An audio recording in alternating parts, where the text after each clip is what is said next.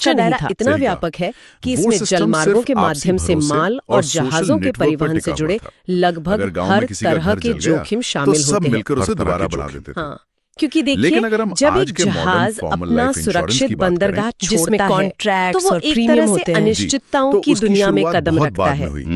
हमारी गहरे समंदर में तो कुछ भी हो सकती है। इस फ्रेमवर्क में स्पष्ट रूप से बताया गया है कि इन खतरों में जहाज को होने वाला सीधा ढांचागत नुकसान शामिल है या फिर कार्गो यानी माल का पूरी तरह खो जाना। और इसमें एक और चीज का जिक्र सिस्टम की जरूरत मुझे थोड़ा और यहीं से कहानी में एक नया मोड़ आता है। 1818 का साल समुद्री लुटेरों का कलकत्ता में ओरिएंटल लाइफ इंश्योरेंस कंपनी की स्थापना होती है। ऐसा लगता है जैसे हम किसी ऐतिहासिक कथा की बात कर रहे हैं, किसी फिल्म की तरह। बिल्कुल कलकत्ता उस समय ईस्ट इंडिया कंपनी का सबसे बड़ा सेंटर था, व्यापार का हब था, तो शायद शुरुआत वहीं से होनी थी। वैश्विक व्यापार की बहुत ही गंभीर समस्या है। मुझे जो बात बहुत वास्तविक समस्या है वो ये है अदन की खाड़ी या मलक्का जलडमरू मध्य जैसे क्षेत्रों में ही पायरेसी आज भी एक बड़ा खतरा है। इसके अलावा दस्तावेज ये भी बताता है कि खुले समुद्र में जहाजों की आपस में लेना भी होता था, यानी तो उनसे बहुत ज्यादा प्रीमियम वसूला जाता था। मतलब उन्होंने इंश्योरेंस शुरू तो किया भारत में, लेकिन भारतीयों के लिए ही उसके दरवाजे लगभग बंद रखे। अगर हम एक व्यापारी के नजरिए से सोचें, बहुत ही क्रिटिकल पॉइंट है, अपना सारा पैसा लगाकर शुरुआत में ये ब्रिटिश कंपनियां सिर्फ अपने लोगों यानी यूरोपियंस की जिंदगी को कवर करने के लिए भारत आई थी। पूरा वजूदी खतरे में पड़ जाएगा। भारतीयों की मृत्यु खत्म हो जाए या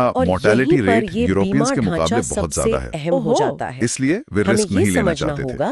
इसलिए वे भारतीयों से 15 से 20% एक्स्ट्रा प्रीमियम लेते थे। ये तो सरासर भेदभाव मानव तकनीक ने नेविगेशन और मौसम की भविष्यवाणी में चाहे समाज के कुछ प्रभावशाली लोगों ने, जैसे बाबू मोतीलाल सील, किसी का बस मैंने इनका नाम सोर्स मटेरियल में देखा था। अचानक पैदा होने वाले संकटों के का कड़ा विरोध, जैसे स्रोत में रोग के प्रयासों के बाद ही विदेशी कंपनियों ने भारतीयों को भी नॉर्मल रेट्स पर इंश्योरेंस देना शुरू किया। निर्यातक के लिए एक बहुत बाहरी कारकों पर नियंत्रण रखना बिल्कुल नामुमकिन है। महासागरों के तूफानों को तो रोका नहीं जा सकता। इंश्योरेंस कंपनी जैसी और भी कंपनियां मैदान में आई। व्यावहारिक उपाय से जो चीज कॉलोनियल टूल के तौर पर आई थी वो सुरक्षा जाल है जो भारत की अपनी जरूरत को जोखिम उठाने का हौसला देता है। लेकिन जब बहुत सारी कंपनियां बाजार में आ गई तो एक नई प्रॉब्लम शुरू हुई होगी। यहाँ एक बहुत ही दिलचस्प बात सामने आती है। एक वाइल्ड वेस्ट जैसा माहौल लेकर सोचने वाली बात है, जहाँ हर कोई अपनी अपनी कंपनी खोल रहा है, लोगों से प्रीमियम का पैसा इकट्ठा कर रहा है और फिर अचानक रातों रात गायब हो जाता है। अगर कोई कानून नहीं है, कोई रेगुलेटर नहीं है, तो कस्टमर का पैसा तो पूरी तरह से रिस्क पर है। ऐसे में कोई भी इंडस्ट्री ग्रो कैसे कर सकती है? पॉलिसियों का जिक्र किया गया है। अगर हम एक जहाज के पूरे सफर को एक कहानी की तरह देखें और सबसे पहले बात आती है खुद उस विशाल जहाज की। सही कहा, छोटी बड़ी और समुद्री यात्रा को एक ही चीज पे निर्भर नहीं होती का माहौल भी था उस आयामी प्रक्रिया। देशभक्ति की भावना चरम पर थी। इसमें दांव पर स्वदेशी कंपनियों में पैसा लगा रहे थे, लेकिन कई कंपनियों के पास कोई सॉलिड बैकअप या कैपिटल नहीं होता था। मतलब सिर्फ जज्बात होने वाली दुर्घटनाओं के प्रभाव मैनेजमेंट खराब था, नीतियां भी उसी अनुसार सेटिंग बनाई गई जिससे लोगों का पैसा अगर हम उस 5 पॉलिसी वाले ढांचे की बात करें तो सबसे बुनियादी पॉलिसी है हल इंश्योरेंस। और इसी दखल का नतीजा था 1912 का लाइफ इंश्योरेंस। उसके बाहरी ढांचे में से पहला बड़ा रेगुलेटरी कदम बताया गया है।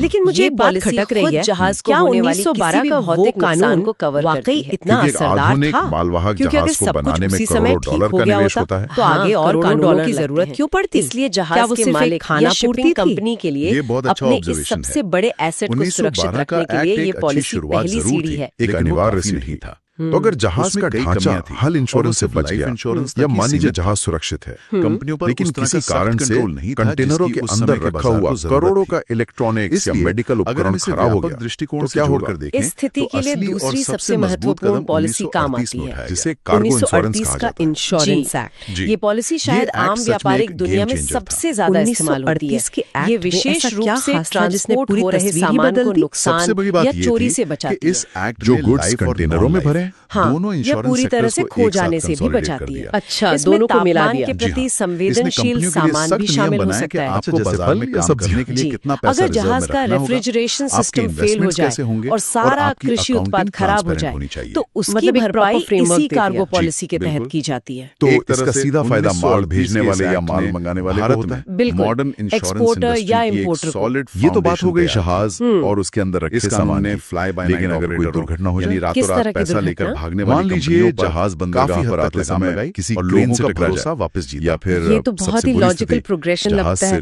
मतलब एक इंडस्ट्री शुरू की, फिर उसमें जो कमियां थी